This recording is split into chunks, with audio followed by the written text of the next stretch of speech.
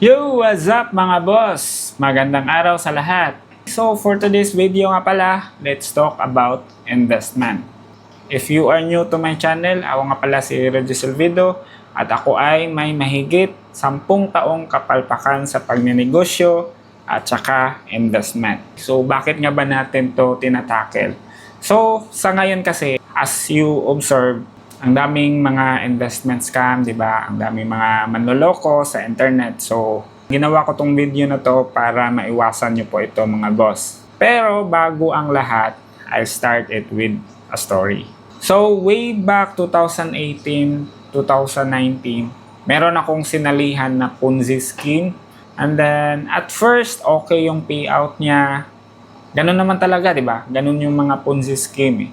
Pero at the end of the day, yung magsasuffer is yung mga nasa huli. So, to cut the story short, I lost more than 500,000 for that investment. So, tapusin nyo po yung video na to kasi this is for you. Kasi ayaw kong matulad ka sa akin, di ba? Na tatanga-tanga, di ba? Tapos naloko pa.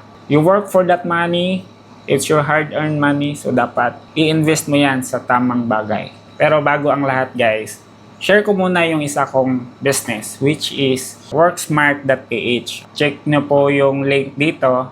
This is a web-based artificial intelligence wherein you can create drag and drop of your AI for your business. So, maganda to para sa mga negosyante na wala ng time or yung mga negosyante na they are starting pa.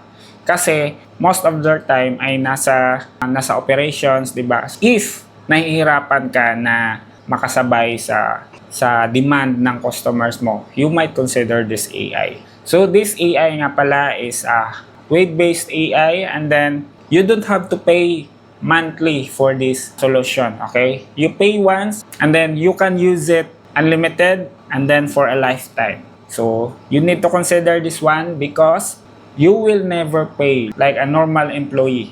Answering your queries 24/7. It has no bathroom breaks. And then this AI also is really good because it is using the latest technology that we have. So if you want to learn more about this AI, you can check our website worksmart.ph.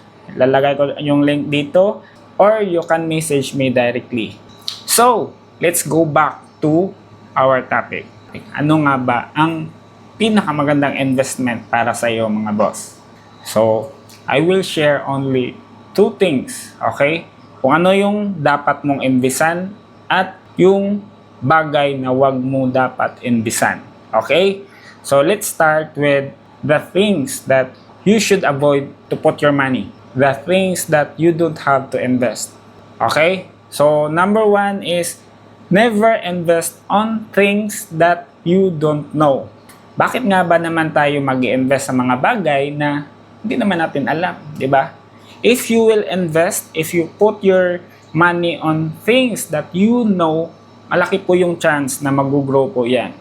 So, secondly, never invest on things na nag-o-offer sa'yo ng quick money return. Kadalasan po niyan, quick money scheme na mga investment. Never invest on that things because yung long run yan, magiging scam po yan. Trust me. You should learn from my mistakes.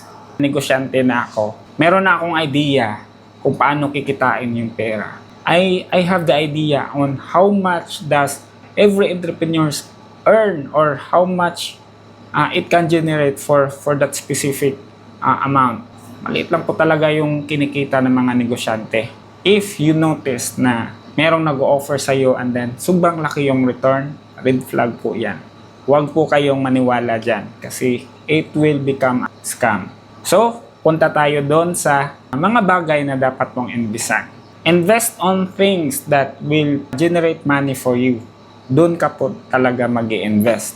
So, if you have a business right now, you should put money or extra money to your business. Mag-innovate ka ng business mo kasi I knew that it will generate more money for your business. And then, secondly, you should invest on things that will provide additional value on yourself or you will gain something out of it. So for example, you should buy books, di ba? Magbasa ka ng mga libro. In that way, you will learn a lot of things na pwede mo magamit in the future. Magandang investment po yan. Another one, you can use your money to buy new courses so that you will learn additional skills, di ba? Aralin mo yung mga basics sa business mo. Aralin mo yung finances, marketing, paano mag-video editing.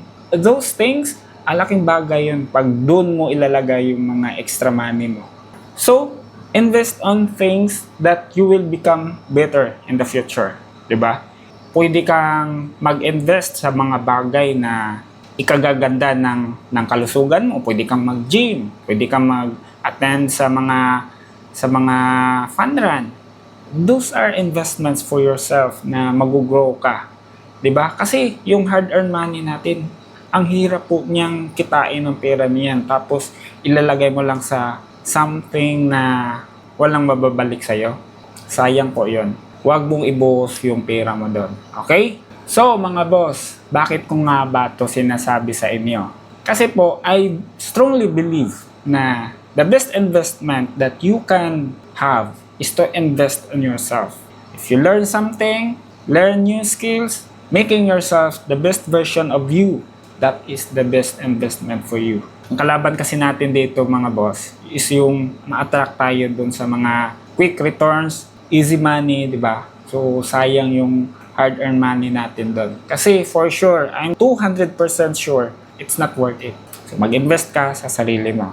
Yun lang po muna sa ngayon mga boss. And then, invite ko nga pala kayo. Meron akong ginawang group, meron akong ginawang community, Work Smart Community. You can join in our Facebook community and then we can talk about business, about life, then we can collaborate, di ba? So, yun, antayin ko kayo doon sa loob. Yun lang po muna mga boss, and then always remember to always work smarter, not just harder.